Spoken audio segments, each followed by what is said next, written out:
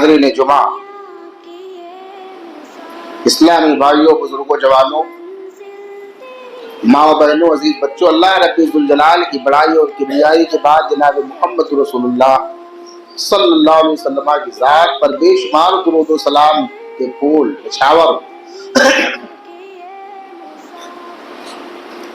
یہ زندگی چند روزہ زندگی ہے، چند سالوں کی زندگی ہے، چند برسوں کی زندگی ہے۔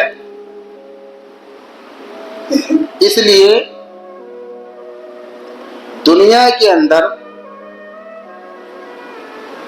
بڑے ہی ہوش حواس کے ساتھ، نہایت ہی سلیقہ مندی کے ساتھ، اللہ کے حق حقوق کی ادائیگی کے ساتھ، بندوں کے حق حقوق کی ادائیگی کے ساتھ آخرت کی تیاری کریں۔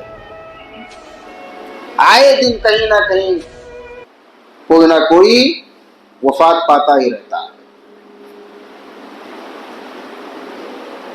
ابھی میں بیٹھا ہوا تھا تو میرے دماغ میں بات آئی، لاؤ موت کے تعلق سے اسے بتاؤں۔ آج پہلے سے سوچ رکھا تھا کہ نہیں کچھ اور بتلانا ہے، لیکن کیونکہ قاسم بھائی کے پھوپھا کا انتقال ہو گیا تو میرا نظریہ ابھی بدل رہا تھا کہ لاؤ موت پر بتلاؤں۔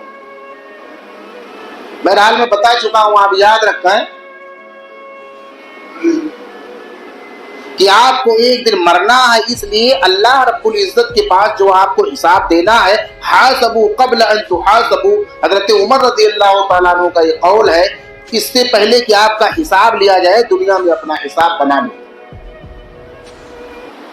تو دنیا میں آج ہم مر جائیں تو کم از کم آپ کا دل اپنے طور پر مطمئن ہو کہ اگر آج میں مر جاؤں تو انشاءاللہ میری نیکیاں زیادہ ہیں، بخشش کا امکان غالب ہے، عین ممکن ہے کہ اللہ تبارک و تعالیٰ معاف فرما دے۔ اور اگر آپ نے سوچا، غور کیا اور آپ کا ضمیر، آپ کا دل جھنجھوڑ رہا ہے، نہیں نہیں نہیں، آپ کے اعمال تو نہایت اکارت ہے، آپ نے بے ایمانی زیادہ کی ہے، جھوٹ زیادہ بولا ہے، مکاری زیادہ کی ہے، آپ نے عبادتوں میں آپ نے کوتاہیاں برتی ہیں، حق حقوق کے معاملات میں آپ نے کوتاہیاں برتی ہیں۔ اگر آپ کا دل یوں جھنجھوڑ رہا ہے تو اللہ تبارک و تعالیٰ کی بات نکل جائے۔ دیکھیے اس حد تک نفرت اور اخلاقی گراوٹ کیوں ہے؟ میں جب شروع میں یہاں آیا تھا تو بہت سارے خطبے میں نے دیے تھے اخلاقیات پر، اور گاہے بگاہے آپ کو کردار پر درس دیتا بھی رہتا ہوں۔ آخر اس حد تک نفرت اور اخلاقی گراوٹ کیوں ہے؟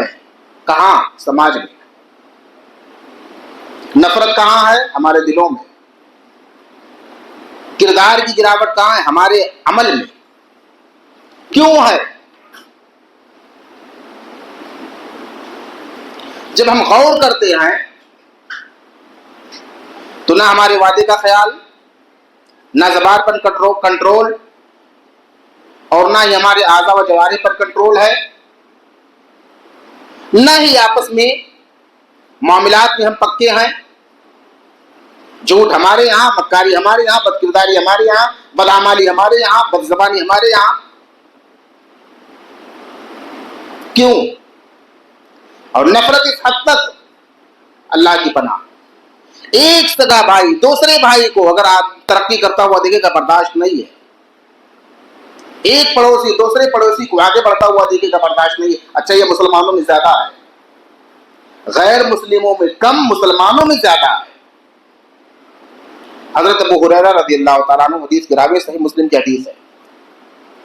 نفرت کرنے والوں کے لیے سب سے پہلے میں بتاؤں، ابو ہریرہ رضی اللہ تعالیٰ عنہ کہتے ہیں کہ جناب محمد رسول اللہ صلی اللہ علیہ وسلم نے ارشاد فرمایا، لا تدخلوا الجنة حتى تؤمنوا ولا تؤمنوا حتى تحابوا۔ تم لوگ جنت میں جا نہیں سکتے یہاں تک کہ ایمان لاؤ۔ جنت میں جانے کے لیے ایمان سب سے پہلی شرط ہے۔ اگر آپ اللہ رسول پر ایمان نہیں لائے ہیں تو آپ لاکھ اچھے اعمال انجام دے لیں، دنیا میں اللہ رب العزت کو جو بدلہ دینا ہوگا دے دے گا، لیکن آخرت میں آپ کا کوئی حصہ نہیں ہے۔ تو جنت میں جانے کے لیے ایمان لانا کمپلسری، بالکل واجب، ضروری. وَلَا تُؤْمِنُوا حَتَّى تَحَابُّوا، اور تم ایمان والے نہیں ہو سکتے یہاں تک کہ آپس میں محبت کرو. دیکھ لیجئے نفرت کرنے والوں کے لیے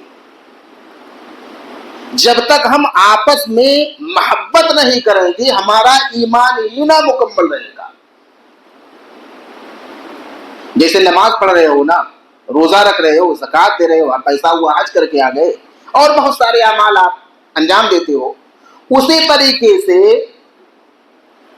ایمان کی تکمیل کے لیے جہاں بہت ساری ضرورتیں ہیں یا بہت سارے اعمال ہیں، اعمال خیر ہیں، اعمال صالحہ ہیں جن کا کرنا ضروری ہے، اسی طریقے سے آپس میں محبت کرنا واجب ہے اگر ہم ایمان میں پختگی چاہتے ہیں یا ایمان کے اعتبار سے ہم اپنے آپ کو کامل کرنا چاہتے ہیں. تو رسول گرامی صلی اللہ علیہ وسلم نے فرمایا اولا ادلکم علی شیء اذا فعلتموه تحاببتم افشوا السلام بینکم، کیا میں تمہیں ایک چیز نہ بتلاؤں کہ اگر وہ آپ نے کر لیا تو آپس میں محبت عام ہو جائے گی. افشوا السلام بینکم، آپس میں سلام کیا کرو. آپ سے نفرت ہے، سامنے والے سے نفرت ہے، آپ سلام کیجئے، اوائڈ کر رہا ہے سلام کیجئے، جواب نہیں دے رہا ہے سلام کیجئے، تو سننے والے پکڑ کے کہیں گے بھیا سلام کا جواب دینا، یار سلام کرنا تو سنت ہے لیکن سلام کا جواب دینا واجب ہے بابو. یار بڑے ہٹ دھرم ہوئے آپ، نہایت بد کردار انسان ہو. سامنے والا بار بار سلام کر رہا ہے، تم اتنے بد کردار ہو کہ سلام کا جواب نہیں دے رہے ہو. تو سلام کا جواب دے گا، اور اگر وہ سلام کا جواب نہیں دے گا اور اس کو یہ پتا ہے یہ مسئلہ کہ سلام کرنا تو سنت ہے لیکن سلام کا جواب دینا واجب ہے، یار پھر تو میرا معاملہ پھنس جائے گا. تو جناب محمد رسول اللہ نے جو نسخہ دیا ہے، جو قانون اور جو ضابطہ دیا ہے، اس پر ہمیں عمل کرنا چاہیے اگر آپس میں محبت کو عام کرنا ہے. تو معلوم یہ ہوا کہ جنت میں جانے کے لیے ایمان لانا واجب، ایمان کی تکمیل کے لیے محبت کرنا ضروری. اور دیکھیے اگر بفرض محال ہم اپنے نفرت پر برقرار ہیں، ہم نہیں سن رہے کسی مولوی کی بات، ہمیں نہیں سننا ہے بھائی، ہمیں سننا ہی نہیں ہے، سامنے والا بہت ہی بیکار انسان ہے، اس سے ہماری کھلی رہتی ہے ہمیشہ، ہمیں اس کو کچھ نہیں سننا ہے، یا ہمارا مزاج عالم کی بات سننے کے لیے آمادہ ہی نہیں ہو رہا ہے، یا ہمارا مزاج ہماری اپنی انا رسول اکرم صلی اللہ علیہ وسلم کی حدیثوں کو سننے کے بعد میں عمل کرنے کے لیے بیتاب نہیں ہو رہا ہے. تو خسارہ کیا ہوگا؟ میں 2-3 دن سے درس دیا ہوں، اس میں سے ایک حدیث آپ سنیے. اللہ کے رسول جناب محمد رسول اللہ صلی اللہ علیہ وسلم کا فرمان ہے تفتح ابواب الجنت یوم الاثنین و یوم الخمیس فیغفر لكل عبد لا يشرك بالله شيئا الا رجلا كانت بينه وبين اخيه شعناء فيقال انظروا هذين حتى يصطلحا انظروا هذين حتى يصطلحا انظروا هذين حتى يصطلحا. یہ صحیح مسلم کی حدیث ہے اور مسلم کے علاوہ اور حدیث کی کتابوں میں موجود ہے. جنت کے دروازوں کو ہفتے میں 2 دن کھولا جاتا ہے، سوموار اور جمعرات. بہت پہلے میں نے بتایا تھا کہ ہم جو کچھ بھی اچھا برا عمل کرتے ہیں ہمارا رزلٹ فجر کے بعد اللہ کے پاس پہنچا دیا جاتا ہے، رات بھر کا کارنامہ. اب اگر کوئی آرام سے سو گیا نماز پڑھ کر کے دعا درود کر کے پھر تو اچھی بات ہے، اور کچھ لوگ تو رات میں کچھ چوری کرنے نکل جاتے ہیں، کچھ رات میں بدکاری کرنے نکل جاتے ہیں، کچھ رات میں چلے جاتے ہیں موٹر سائیکل چلانے کے لیے، تو کوئی اسکوٹی چلانے کے لیے چلا گیا، تو کوئی کار کی بیٹری نکالنے کے لیے چلا گیا. تو جب فجر کے بعد آپ کا رزلٹ جائے گا یہ بیٹری چرانے نکلا تھا، یہ تو چوری کرنے نکلا تھا، یہ تو بدکاری کرنے نکلا تھا، تو وہاں وہ آپ کا عمل جائے گا. اگر آدمی اچھے اعمال میں گزارا ہے، تہجد کی بھی پڑھ لیا، عشاء کی نماز پڑھا تھا اور ساتھ فجر سے پہلے تہجد کی نماز پڑھ لیا، تہجد نہ پڑھا فجر کی نماز باجماعت پڑھ لیا، فجر کے بعد میں آپ کا رزلٹ جائے گا. اور آپ کو بتا دوں، آپ سب کو معلوم بھی ہوگا کہ عشاء کی نماز باجماعت ادا کر لیا تو آدھی رات تک قیام کا اجر لکھا جاتا ہے. 7 بج کر کے فجر کی بھی نماز اگر باجماعت ادا کر لیا تو پوری رات قیام اللیل کا اجر لکھا جاتا ہے. کتنا ثواب اللہ کے پاس پہنچا.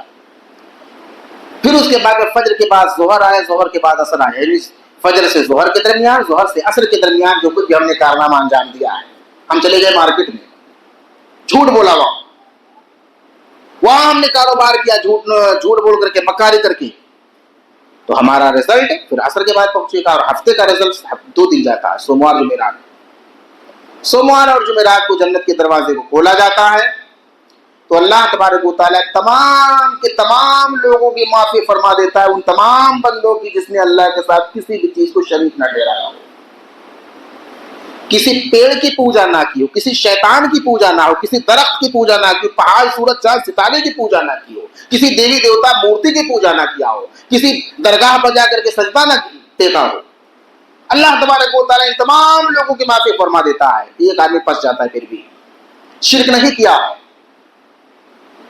لیکن پھر بھی اس کے بعد وہ پھنس گیا، کیا الا رجلا کانت بینہ و بین اخیہ شحناء، ایک آدمی ہے کہ اس کے اور اس کے درمیان بغاوت ہے، عداوت ہے، کدورت ہے، نفرت ہے، دشمنی ہے، بغض و عناد ہے، فیقال کہا جاتا ہے انظروا هذین حتی یصطلحا، ان دونوں کو نہ معاف کرنا ہے نہ ان کی بخشش کرنی ہے، ان کو ان کے حال پر چھوڑ دیں، ان دونوں نفرتیوں کو چھوڑ دو جب تک یہ دونوں صلح نہ کر لیں۔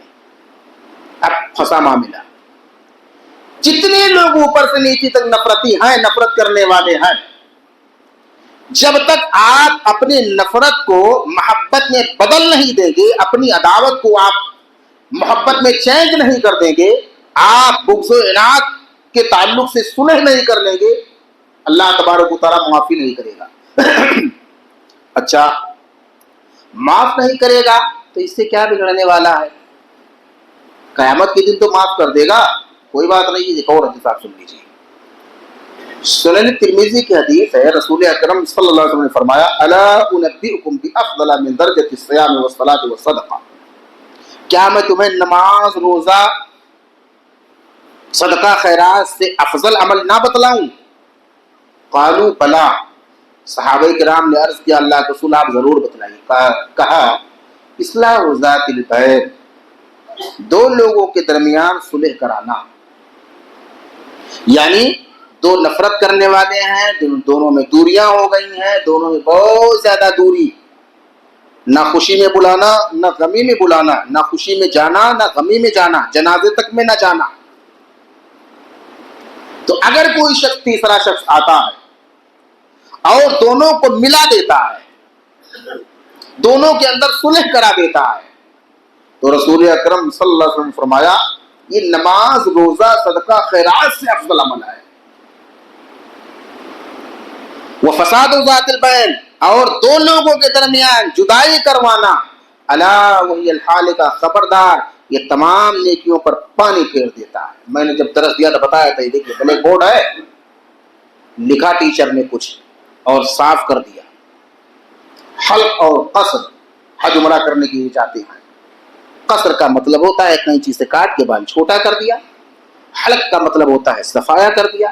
رسول اکرم نے فرمایا اگر کوئی فساد پھیلاتا ہے، سماج میں نفرت پھیلا رہا ہے، میاں بیوی میں جدائی کروا رہا ہے، دوست دوست میں نفرت پھیلا رہا ہے، دو خاندان کے درمیان میں بغاوت پیدا کروا رہا ہے، اللہ کے رسول نے فرمایا الا وہی الحالقہ، خبردار یہ آپ کی جتنی نیکیاں ہیں، نماز، روزہ، زکوٰۃ، صدقہ خیرات، الا وہی الحالقہ، یہ پانی پھیر دیتا ہے، سارا صاف، بلیک بورڈ بالکل کلین، دھل دیا گیا۔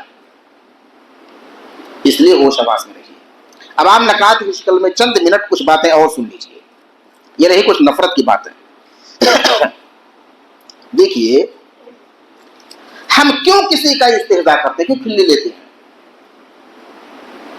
بھائی ہم اتنے بد کردار کیوں ہیں کہ ہم مذاق میں نہ معلوم کتنا گہرا مذاق کر جاتے ہیں جو نہیں بولنا چاہیے۔ مذاق کر رہا ہے، مذاق کرتے کرتے آدمی کا اندرون خانہ راز آؤٹ کر دیا مذاق میں۔ اب وہاں تو دوست کچھ نہیں بول رہے ہیں، وہاں تو کوئی معاملہ نہیں ہوا، لیکن 2 دن کے بعد، 4 دن کے بعد، 10 دن کے بعد میں ہاں پتا ہے ایک ہفتہ پہلے تو کہاں گیا تھا، پتا ہے۔ اس لیے میرے بھائیوں مذاق میں کوئی راز نہیں آؤٹ کرنا چاہیے، چائے کی چسکیاں بھی لیتے رہیں، دوسرے کی کھلی بھی اڑاتے رہیں، مسجد میں نماز بھی پڑھتے رہیں, نکلنے کے بعد میں کسی کا استہزاء بھی کرتے رہیں, یہ اللہ رب الجلال نے منع فرمایا ہے. لا یسخر قوم من قوم, کوئی قوم کسی قوم کا مذاق نہ اڑائے, کوئی شخص کسی شخص کا مذاق نہ اڑائے, کوئی کسی کا مذاق نہ اڑائے. عین ممکن ہے کہ جس کا مذاق آپ اڑا رہے ہو وہ آپ سے بہتر ہو. کوئی عورت کسی عورت کا مذاق نہ اڑائے. جو عورت مذاق اڑا رہی ہے, جس کا مذاق اڑایا جا رہا ہے, عین ممکن ہے کہ مذاق اڑائی جانے والی عورت اس سے بہتر ہو. تو اللہ رب الجلال نے قرآن میں منع فرمایا. اس لیے کسی کا کھلی نہیں لینا چاہیے کہ وہ کسی کی غیبت دن رات کرتے رہتے ہیں. بیٹھے غیبت, بیٹھے لطف ہی اسی میں آتا ہے. اصل میں کیا ہے, جس طریقے سے آدمی کو کچھ غذائیں محبوب ہوتی ہیں, کچھ نہیں ہے تو دال چاول پر اچار ہی تھوڑا تھوڑا مار دے, چٹنی چٹکارا, تو اسی طریقے سے کچھ لوگوں کی عادت ہوتی ہے جب تک کسی کی برائی نہیں کرے گی انہیں مزہ ہی نہیں آئے گا. نہ مجلس میں مزہ ہے اور نہ ہی ان کی اپنی طبیعت میں مزہ آ رہا ہے, تو آدمی بیٹھے گا کچھ نہ کچھ کرے گا. جناب محمد رسول اللہ صلی اللہ علیہ وسلم نے بخاری کی حدیث سے پوچھا, کیا اتدرون ما الغیبہ, کیا آپ جانتے ہو غیبت کیا ہے؟ صحابہ کرام نے کہا اللہ و رسولہ اعلم, اللہ اور اس کے رسول زیادہ جانتے ہیں. رسول اکرم نے فرمایا ذکر کا اخا کا بما یکرہ, آپ کا اپنے بھائی کے پیٹھ پیچھے اس کی وہ برائی کرنا جسے وہ کراہت سمجھے, ناپسند کرے, اس کو برا لگے, وہ سنے تو اس کو ٹینشن ہو جائے. صحابہ کرام نے کہا اللہ کے رسول, جو برائی میں بتا رہا ہوں وہ برائی اس کے اندر موجود ہے. یعنی کوئی شخص بہت بڑا گنہگار ہے, کسی گناہ میں مبتلا ہے, لیکن آپ اس کو سمجھانے کے بجائے اس کے پیٹھ پیچھے گلچھرے اڑانے کے لیے آپ کہہ رہے ہو, اس کو ذلیل کرنے کے لیے آپ کہہ رہے ہو, اس کو رسوا کرنے کے لیے آپ کہہ رہے ہو, اس کو بدنام کرنے کے لیے آپ کہہ رہے ہو. اللہ کے رسول نے فرمایا یہی تو ہے غیبت. جو آپ کہہ رہے ہو وہ کمی اس کے اندر موجود ہے, تو یہی تو ہے غیبت. اور اگر وہ کمی جو آپ کہہ رہے ہو اس کے اندر نہیں ہے, فقط بہت تو آپ نے بہتان باندھا, اور بہتان کی سزا 80 کوڑے ہے. اگر اسلامی حکومت ہو, کوئی کسی پر الزام تراشی کرے اور ایسا الزام لگائے جو ثابت نہ ہو تو 80 کوڑا پڑے گا. یہ ہے, دونوں میں آدمی پھنسا. جو برائی سامنے والے میں موجود ہے, ہاں دیکھیے ہمارے علاقے میں یا ہمارے قرب و جوار میں کوئی بہت بڑا ڈاکو ہے جس کے بارے میں پتا ہے 12 بجے کے بعد میں نکلتا ہے, یہ کرتا ہے. اور کوئی آدمی اتنا بہت بڑا دجال مکار ہے جو لوگوں کو صرف ٹھگتا ہے. تو اگر آپ قوم و ملت کی بھلائی کے لیے بتائیں گے تو یہ آپ یہ غیبت میں نہیں. کچھ چیزیں غیبت سے مستثنا ہیں. بعض چیزیں ایسی, کوئی مشورہ آپ سے پوچھ رہا ہے, بھائی صاحب ان کے یہاں مجھے رشتہ کرنا ہے, لڑکا کیسا ہے, لڑکا تم ہو جاتا ہے پی کر کے, تو آپ بتا دیجیے صاف صاف بھائی صاحب اس کی ابا تو بہت اچھے ہیں, والدہ بھی نماز کی پڑھتی ہیں, بہنیں بھی اچھی, لڑکا شرابی ہے. آپ کلیئر بالکل بتا سکتے ہیں کوئی غیبت نہیں ہے. آپ کے ساتھ ظلم اور اتیاچار ہو رہا ہے, کوئی ظلم کر رہا ہے آپ کے ساتھ, آپ کے مکان فلیٹ زمین جائیداد پراپرٹی پیسہ لے لیا دے نہیں رہا ہے, آپ پر ظلم کر رہا ہے, تو ظلم کی شکایت آپ برجستہ کرتے ہیں, یہ کر سکتے ہیں, یہ غیبت سے مستثنا ہے. تو تھوڑی سی باریکی ہے, قوم و ملت کا فائدہ نہیں ہے, کسی نے آپ نے مشورہ نہیں کیا ہے, آپ پر کوئی ظلم بھی نہیں ہو رہا, صرف اور صرف سامنے والے کو نیچا دکھلانے کے لیے, اپنے مزاج کو ٹھنڈا کرنے کے لیے, اپنا بڑاس نکالنے کے لیے, اس کو بدنام کرنے کے لیے کر رہے تھے. یہ غیبت ہے. اس میں تھوڑی سی باریکی ہے, اس کو سمجھنے کی ضرورت ہے. دیکھیے اللہ کے رسول جناب محمد رسول اللہ صلی اللہ علیہ وسلم جا رہے ہیں, راستے میں جا رہے ہیں, سڑک کے کنارے گڑھا, جیسے آج تو JCB کھود کر کے, ہم لوگ جب بچپنے میں تھے تو پردھان باہر سے مٹی نہیں نہ لا کر کے گاؤں کے گھر کے بغل ہی کی مٹی کھود کے روڈ پاٹ دیتا, اپنا گھر پاٹتے رہو. تو پہلے جیسے پرانے زمانے میں گڑھا ہوتا تھا, آج کے زمانے میں گڑھا ہوتا ہے, طریقہ بدل گیا. تو رسول اکرم جا رہے ہیں, گڑھا ہے, ایک مرا ہوا بدبودار گدھا سڑا ہوا پڑا ہوا, ابو داؤد کے اندر موجود ہے. گدھا ہے, مر گیا, سڑ گیا, پھول گیا, بدبو آ رہی ہے, کھولا ہوا ہے. اللہ کے رسول جناب محمد رسول اللہ صلی اللہ علیہ وسلم راستے میں جا رہے ہیں. ماعز بن مالک اسلمی رضی اللہ تعالیٰ عنہ کو بدکاری کے جرم میں ابھی چند دن پہلے سنسار کیا گیا ہے. تو کچھ صحابہ کرام کہہ رہے ہیں مزہ آ گیا, مزہ آ گیا. اس نے تو بڑے چپکے سے بدکاری کیا تھا, चाहता तो बचा लेता अपने आप को, लेकिन उसकी जमीन ने झंझोड़ा। देखो कैसे मारा गया, कितना जलील हुआ। तो मजा लेने के लिए बता तो रहे सही बात ना भाई, बदकारी की तो संगसार हो गए। पता तो हम और आप होते तो कहते यार सही ही बात तो बता रहा है, सही बात। तो जब पता है अल्लाह के रसूल खामोश रहे, कानों ने सुना, चुपके चुपके जा रहे हैं, गड्ढे में देखा मरा हुआ, कर फला फला लोग कहाँ हो, इधर आओ, आ गए। उतरो इस गड्ढे के नीचे उतरो और जाओ इस मरे हुए गधे का गोश्त खाओ। वो अजीब तरह से मुंह बना लिया। अल्लाह के रसूल इस मरे हुए सड़े हुए बदबूदार गधे का गोश्त कौन खाना पसंद करेगा? रसूल अकरम जनाब मोहम्मद रसूलुल्लाह सल्लल्लाहु अलैहि वसल्लम ने फरमाया, अभी अभी थोड़ी देर पहले जब रास्ते में जो तुम आप अपने भाई की बुराई कर रहे थे ना, वो इस मरे हुए सड़े हुए फूले हुए बदबूदार गधे के गोश्त से भी बदतर है। और बताऊं, वल्लज़ी नफ्सी बियदी इन्नहु अलआन लफी अनहारिल जन्नति यनतमिसु फीहा, रवाहु अबू दाऊद।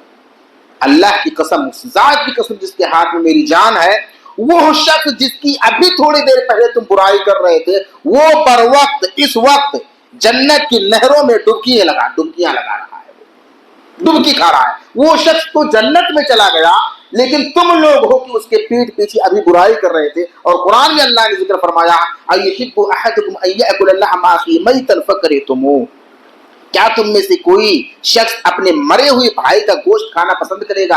आपका भाई है, मुसलमान भाई है या जो भी है, सगा भाई है, मर गया और मरने के बाद में उसका गोश्त आप निकाल के खाओ, फकरे तुम, आपको घिन आएगी। अल्लाह ने मना फरमाया। इसलिए गीबत कोई मामूली गुनाह नहीं है, बाज आ जाओ, फंस जाओगे। हम क्यों आपस में बदगुमानी करते हैं? बदगुमानी का मतलब जिगरी दोस्त आपका है, लेकिन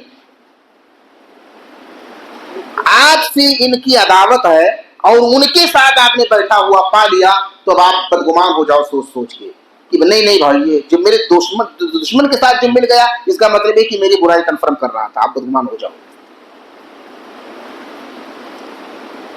थोड़ी देर के लिए आपका कोई रिश्तेदार है, लेकिन कोई ऐसा अमल कर दिया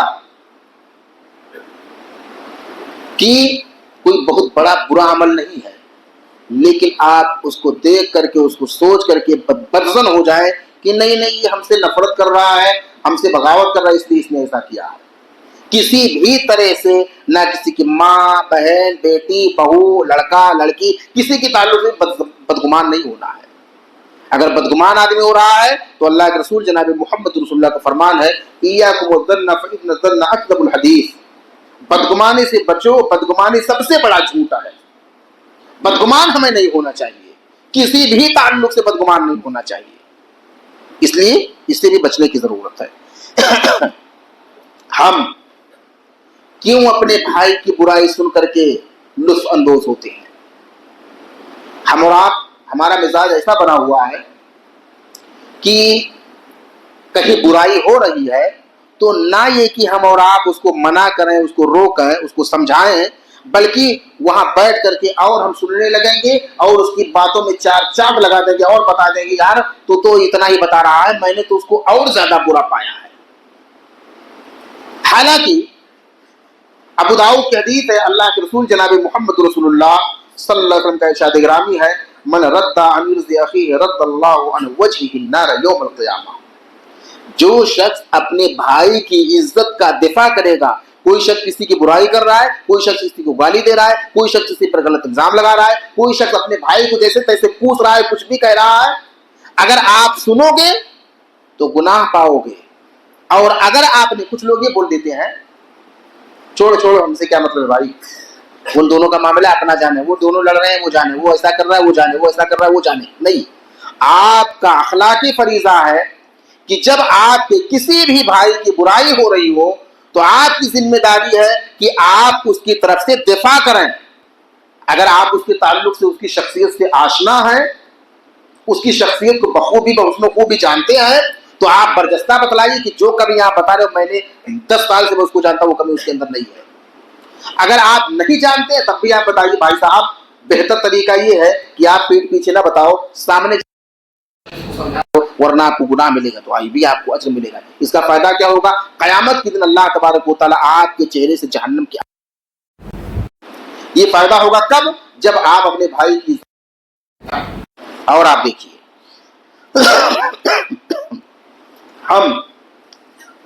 ہم نے کوئی بات سنی اور بات سننے کے بعد میں بغیر تحقیق کیے ہوئے کیوں ہم نے آگے بھیج دیا؟ کیوں ہم نے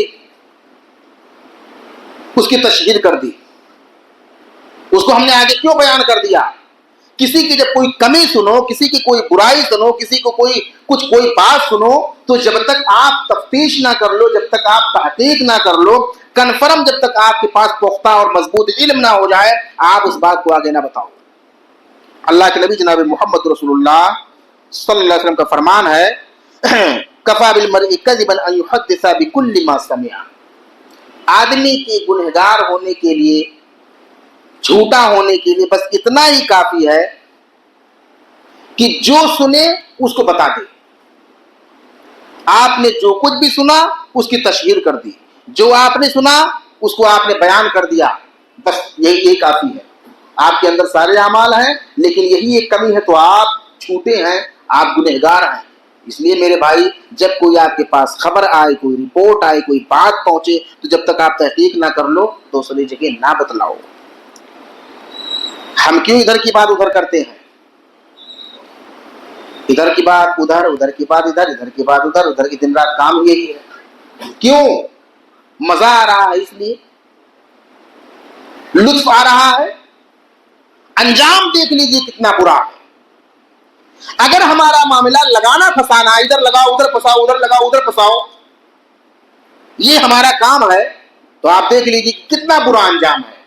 اللہ کے نبی جناب محمد رسول اللہ صلی اللہ علیہ وسلم کا ارشاد گرامی ہے، پیارے رسول صلی اللہ علیہ وسلم نے فرمایا اگر کوئی شخص ادھر ادھر پہنچاتا ہے، ان شر الناس عند اللہ منزلۃ یوم القیامہ ذو الوجہین الذی یأتی ہؤلاء بوجہ ویأتی ہؤلاء. یہ صحیح مسلم کے اندر موجود ہے اور بخاری کے اندر موجود ہے. تھوڑا سا لفظ دوسرا ہے لیکن مفہوم وہی ہے.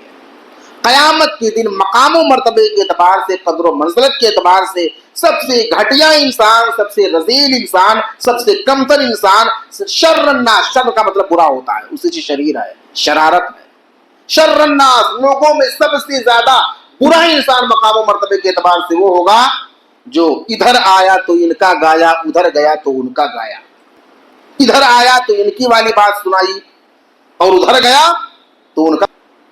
یہ مقام و مرتبے کے اعتبار سے سب سے گھٹیا انسان ہوگا. اس لیے جو لوگ لگانے پھنسانے کا کام کرتے ہیں ان کے اندر یہ بد اخلاقی موجود ہے، ان کو اللہ سے توبہ کرنا چاہیے اور ان کو اس عمل سے باز آ جانا چاہیے. ہم کیوں کسی کی جاسوسی میں لگے رہتے ہیں؟ قرآن میں بھی اللہ نے منع فرمایا جاسوسی سے، اور جناب محمد رسول اللہ صلی اللہ علیہ وسلم نے بھی بخاری کے اندر فرمایا وَلَا تَجَسَّسُوا، جاسوسی مت کرو. جاسوسی ہے، جاسوسی کا مطلب کیا ہے؟ مجھ سے زیادہ آپ سمجھ رہے ہیں. جاسوسی وہی جو آپ سمجھ رہے ہیں، وہی جاسوسی. کسی کے اندرون کھانا پتہ کرنا، کیسے کما رہا ہے، کیسے کھا رہا ہے، تنخواہ اتنا کم ہے، پوشاک بڑا سفید ہے، سیلری تو بڑی کم ہے لیکن شان کی زندگی گزارا ہے، ایسے کیسے؟ پتہ لگاؤ، جاؤ کیسے ہو رہا ہے بھائی، کیسے؟ یہ ہے، یہ جاسوسی ہے. خوشحال کوئی کیسے ہے، کسی کے ذریعے آمدنی کیا ہے. جاسوسی کرنا کسی کی شخصیت کے تعلق سے، کسی کی آمدنی کے تعلق سے، کسی کے گھر گھرانے کے تعلق سے بلا وجہ بلا ضرورت گھسے رہنا، یہ جاسوسی ہے. رسول اکرم نے منع فرمایا ہے. ہم کیوں کسی کی بات پر کان لگاتے ہیں؟ بخاری کے اندر 2 حدیث ہے ایک ہی جگہ پر. ایک جاسوسی، ایک ہے ولا تحسسوا ولا تجسسوا ولا تحسسوا. جاسوسی مت کرو، تحسس مت کرو. تحسس کیا ہے؟ تحسس یہ ہے کہ مثال کے طور پر ہم لوگ مسجد میں بیٹھے ہیں، اب مسجد میں سارے لوگ چلے گئے، جا رہے ہیں، لیکن 4 لوگ کونے میں جا کر کے کچھ بات کر رہے ہیں. تو ایک شخص جائے اور گیٹ کے پیچھے سے تھوڑا بیٹھ جائے، وہ کھڑا ہو جائے اور چپل وپل دھیرے دھیرے نکالے اور کان لگائے، یار بات کیا چل رہی ہے. یہ تحسس ہے. کوئی 2 لوگ 4 لوگ مل کر کے کہیں بات کر رہے ہوں، وہاں کان لگا کر کے ان کی باتوں کو سننا یہ ہے تحسس، اس کو بھی رسول اکرم جناب محمد رسول اللہ صلی اللہ علیہ وسلم نے حرام قرار دیا، یہ عمل بھی غلط ہے۔ اور دیکھ لیجئے کیا ہم بد اخلاقی کے انجام سے ناآشنا ہیں؟ ایک حدیث پیش کر کے بات ختم کر رہا ہوں، باتیں اور بھی لیکن نہیں پیش کروں گا، وقت نہیں ہے میرے بھائی۔ حضرت ابو ہریرہ رضی اللہ تعالیٰ عنہ حدیث کے راوی ہیں، کہتے ہیں کہ اللہ کے رسول جناب محمد رسول اللہ صلی اللہ علیہ وسلم نے صحابہ کرام کی مجلس میں ایک سوال کیا، اتدرون مل مفلس، یہ میں درس میں بتا چکا ہوں، کیا آپ جانتے ہو صحابہ کرام کے غریب آدمی کون ہے؟ صحابہ کرام نے عرض کیا کہ المفلس فینا من لا درہم لہ ولا متاع، ہم لوگوں میں غریب آدمی ہم اس کو مانتے ہیں پیارے رسول جس کے پاس روپیہ پیسہ دھن دولت پراپرٹی نہ ہو۔ رسول اکرم نے فرمایا ان المفلس من امتی یاتی یوم القیامہ، میری امت کا مفلس وہ آدمی ہوگا جو قیامت کے دن آئے گا بے صلاۃ و صیام و زکات۔ اس حدیث کو آپ سمجھ گئے تو سب کچھ سمجھ گئے۔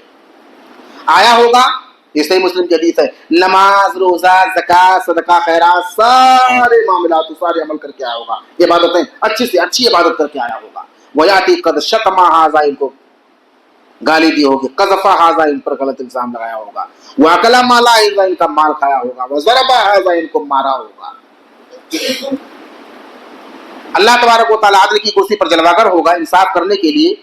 میں مثال کے طور پر ان کو گالی دیا، ان کو مارا پیٹا، ان کا لے لیا دیا نہیں، ان کا قرضہ لے لیا، ان کے مکان پر قبضہ جمایا، تو کبھی کبھی معاملہ یہ ہوگا کہ چونکہ میں امام صاحب تو ہو سکتا ہے یا کوئی صاحب اور پرہیزگار آدمی ہے، کوئی حافظ قاری ہے، یا کوئی آپ میں سے تہجد گزار ہے، اچھا عمل ہے، اچھے اعمال بھی انجام دے رہا ہے، اور یہ ساری کمیاں بھی موجود ہے بد اخلاقی والی، تو اس کی نیکیاں اس کو دی جائیں گی، اس کی نیکیاں اس کو ان کو تو کچھ بچ گئی، چلو بچ گئی ہماری نیکیاں الحمدللہ۔ لیکن کچھ لوگ ایسے ہوں گے کہ جن کی نیکیاں بانٹتے بانٹتے برابر معاملہ ہو جائے گا۔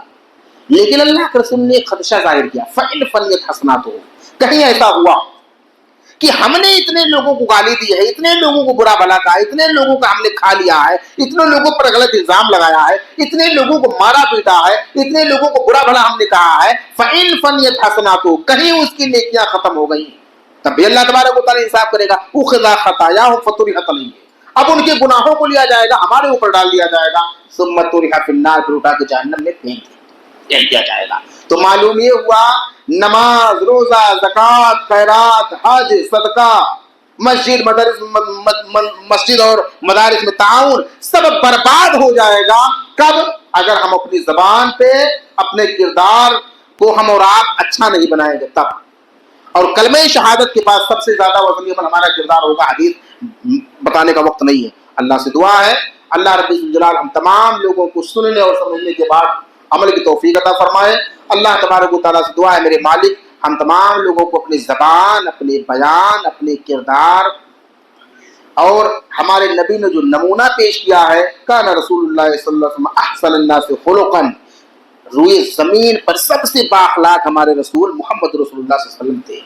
پیارے رسول کی بخاری کی حدیث ہے ان من خیارکم احسنکم اخلاقا، تم میں سب سے بہتر وہ شخص ہے جو کردار چرتر کے اعتبار سے سب سے اچھا ہو۔ تو ہمارا ویوہار، ہمارا ملنا جلنا کردار جناب محمد رسول اللہ کے مطابق ہو۔ اقول قولی ھذا استغفر اللہ لی ولکم، السلام علیکم ورحمۃ اللہ۔